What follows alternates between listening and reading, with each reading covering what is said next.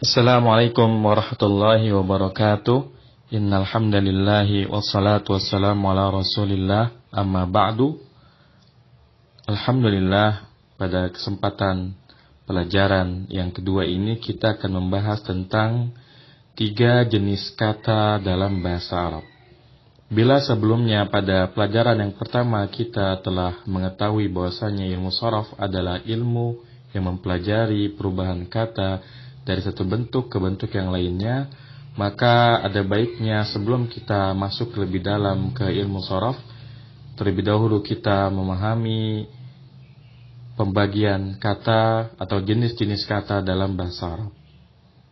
Dalam bahasa Arab, semua kata itu terbagi menjadi 3 jenis. Mungkin kalau di bahasa kita, bahasa Indonesia, kita sering mendengar istilah kata kerja, kata benda, kata bantu, kata tanya, kata hubung, dan penamaan kata yang lainnya. Di dalam bahasa Arab, seluruh kata akan terbagi menjadi 3 jenis. Yang pertama disebut dengan al-fi'lu atau fi'il. Yang kedua disebut dengan al-ismu atau isim. Dan yang ketiga disebut dengan al-harfu atau huruf. Fi'il, isim, dan huruf. Sekarang kita akan membahas satu persatu 3 jenis kata ini. Yang pertama adalah fi'il. Secara sederhana kita bisa mengatakan bahwa fi'il adalah kata kerja. Meskipun pada pelajaran yang lebih lanjut, nantinya kita akan mengetahui tidak semua fi'il kata kerja. Tetapi seluruh kata kerja sudah pasti fi'il. Contohnya adalah kata soluha. Soluha maknanya adalah telah baik. Dari sisi makna saja kita bisa mengetahui bahwa telah baik ini bukanlah kata kerja, tetapi lebih kepada kata sifat. Contohnya dalam sebuah hadis ketika Rasulullah SAW menjelaskan bahwasanya di dalam tubuh ini ada segumpal darah, segumpal daging yang idza saluhat saluhal jasadu kullu. Apabila ia baik, maka baiklah seluruh jasad, baiklah seluruh tubuh. Kalau kita perhatikan bahwa kata soluha jelas tidak mengandung makna kata kerja. Karena memang kalau kita lihat literatur ilmu nahwu, definisi fi'il adalah kalimatun dallat ala makna fi nafsiha waqtaranat bizamanin. Fi'il adalah kata yang mengandung sebuah makna yang berkaitan dengan waktu kejadian. Jadi fi'il adalah suatu kata yang mengandung sebuah makna yang berkaitan dengan waktu kejadian. Jadi ada keterangan waktunya. Oleh karena itu, tidak semua fi'il adalah kata kerja. Tetapi semua kata kerja adalah fi'il. Karena kata kerja pasti mengandung keterangan waktu. Baik, kita tidak akan berlama-lama membahas tentang ini. Karena insyaallah ada tempatnya untuk membahas pembahasan ini. Kita lanjutkan bahwa fi'il, kata kerja dalam bahasa Arab itu terbagi lagi menjadi 3. Yang pertama disebut dengan fi'il madhi, yang kedua disebut fi'il mudhari, dan yang ketiga disebut dengan fi'il amar. Fi'il madhi, fi'il mudhari, dan fi'il amar.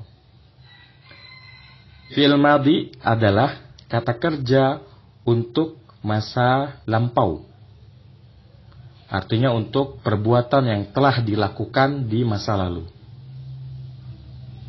Atau kalau kita pernah belajar bahasa Inggris, fi'il madhi adalah past tense.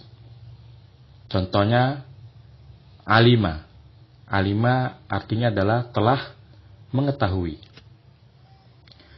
Kemudian yang kedua adalah fi'il mudhari. Fi'il mudhari adalah kata kerja untuk perbuatan yang sedang terjadi atau akan terjadi. Jadi fi'il mudhari adalah kata kerja untuk perbuatan yang sedang terjadi atau akan terjadi. Contohnya kata ya'lamu. Kalau alima telah mengetahui, maka ya'lamu artinya adalah sedang mengetahui atau akan mengetahui. Ini fi'il mudhari. Kemudian yang ketiga adalah fi'il amar. Fi'il amar adalah kata kerja perintah. Kata kerja perintah. Contohnya adalah i'lam, ketahuilah, lihatlah, tulislah, pukullah, pelajarilah. Ini semua disebut dengan fi'il amar. Kata kerja perintah. Contoh fi'il madhi, fi'il mudhari, dan fi'il amar dalam Al-Quran untuk kata alima bisa kita lihat. Untuk fi'il madhi alima ada di surat Al-Baqarah. Alimallahu annakum kuntum takhtanuna anfusakum fataba alaikum wa afa ankum. Alimallahu annakum, Allah telah mengetahui bahwa kamu tidak dapat menahan dirimu. Garis bawah dikata alima. Alima ini disebut dengan fa'il madhi. Karena fi'il madhi, maka maknanya adalah telah mengetahui. Kemudian yang kedua fi'il mudhari ya'lamu bisa kita jumpai di surat yang sama Al-Baqarah ayat 216. Wallahu ya'lamu wa antum la ta'lamun. Kata ya'lamu adalah fi'il mudhari. Wallahu ya'lamu, Allah mengetahui. Artinya Allah itu sekarang tahu dan akan tahu seterusnya. Karena mana fi'il mudhari adalah berlangsung dan akan terus sampai masa mendatang. Kemudian yang ketiga, fi'il amar i'lam bisa kita jumpai di surat yang sama Al-Baqarah ayat 260. Wa'lam annallaha azizun hakim. Dan ketahuilah bahwa Allah Maha Perkasa lagi Maha Bijaksana. I'lam merupakan fi'il amar dan maknanya sangat jelas, ketahuilah, kata kerja perintah. Alhamdulillah kita telah belajar pembagian fi'il madhi, fi'il mudhari, dan fi'il amar. Kemudian jenis kata yang kedua adalah isim. Secara sederhana kita bisa mengatakan bahwa isim adalah kata benda. Berbeda dengan fi'il yang hanya terbagi menjadi 3 jenis, fi'il madhi, mudhari, dan amar, isim memiliki pembagian lagi yang lebih banyak. Berdasarkan jumlah, isim bisa dibedakan menjadi isim mufrad, kata tunggal, isim tasniyah atau isim musanna, kata ganda, dan isim jama', yakni kata jama' atau banyak, lebih dari 2. Ini perlu kita catat karena berbeda dengan bahasa Indonesia yang hanya membedakan antara kata tunggal dan kata majemuk, maka di bahasa Arab ada kata tunggal, ada kata ganda, dan ada kata jama'. Jadi yang disebut dengan jama' dalam bahasa Arab adalah yang lebih dari 2. Kalau 2 disebut dengan kata ganda, isim tasniyah atau isim musanna. Ini pembagian isim berdasarkan jumlah. Kemudian berdasarkan jenis, isim bisa dibagi menjadi isim muzakkar dan isim muannas.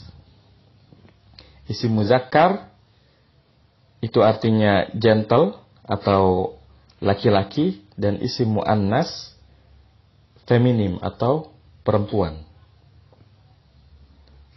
Ini adalah pembagian isim yang paling populer berdasarkan jenis dan berdasarkan jumlah.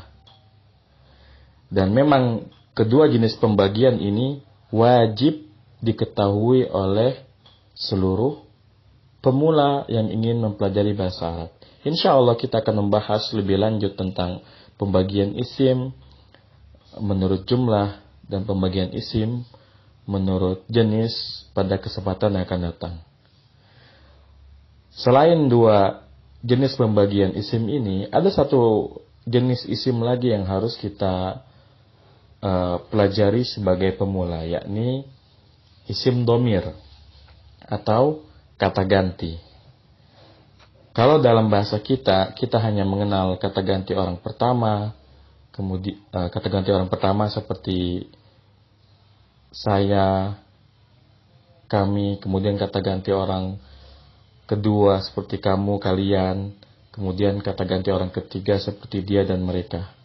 Dan dalam bahasa kita hanya membagi kata ganti orang pertama tunggal dan kata ganti orang pertama jamak, kata ganti orang kedua tunggal, kata ganti orang kedua jamak, kata ganti orang ketiga tunggal, dan kata ganti orang ketiga jamak. Ini di dalam bahasa Indonesia.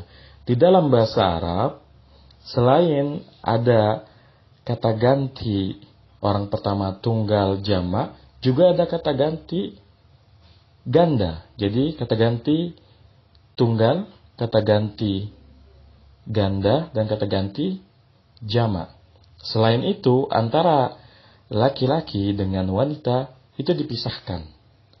Sehingga kalau kita jabarkan, kata ganti dalam bahasa Arab itu ada 14. Berbeda dengan bahasa Indonesia yang hanya ada 6.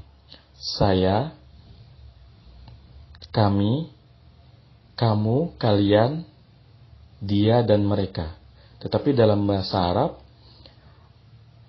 ada saya, kami, ada dia laki-laki tunggal, ada mereka laki-laki berdua, ada mereka laki-laki jama, ada dia wanita tunggal, ada mereka wanita berdua, ada mereka wanita jama, dan seterusnya. Sehingga jumlahnya menjadi 12. Insya Allah kita akan membahas lebih lanjut tentang isim domir ini pada pelajaran yang selanjutnya. Kemudian jenis kata yang ketiga dalam bahasa Arab disebut dengan huruf. Huruf yang dimaksud di sini bukan seluruh huruf hijaiyah dari alif, ba, ta, sa, dan seterusnya. Tetapi huruf yang dimaksud dalam ilmu nahwu dan shorof adalah huruf hijaiyah yang memiliki arti.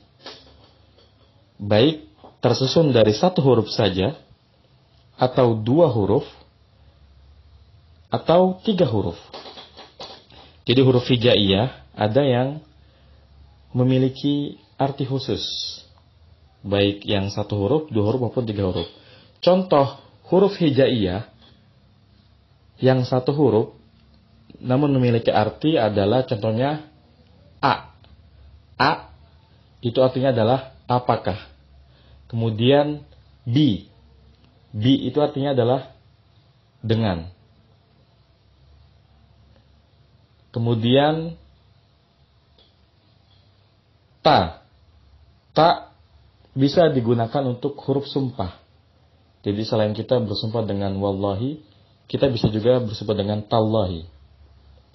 Kemudian fa. Fa maknanya adalah maka. Kemudian sa itu artinya adalah akan. Kemudian ka seperti. Kemudian li untuk. Kemudian wa dan. Ini contoh 1 huruf hijaiyah yang memiliki arti.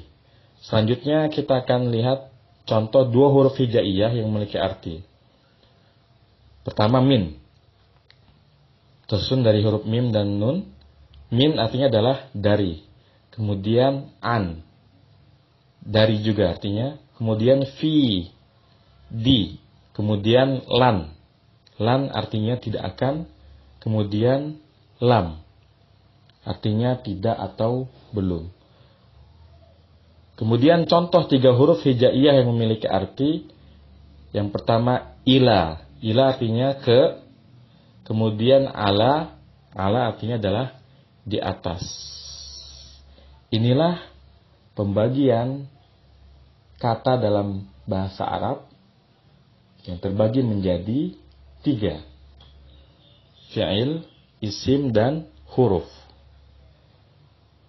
Supaya kita lebih kuat pemahamannya, maka saya akan mengulang kembali bahwa kata dalam bahasa Arab terbagi menjadi 3, ada fi'il, isim, dan huruf. Fi'il sendiri terbagi lagi menjadi 3, yakni fi'il madhi, fi'il mudhari, dan fi'il amr. Fi'il madhi adalah kata kerja untuk perbuatan yang telah lampau, past tense. Fi'il mudhari adalah kata kerja untuk perbuatan yang sedang berlangsung atau akan berlangsung di masa mendatang, atau present continuous tense dan future tense. Kemudian fi'il amr adalah kata kerja perintah. Jenis yang kedua adalah isim.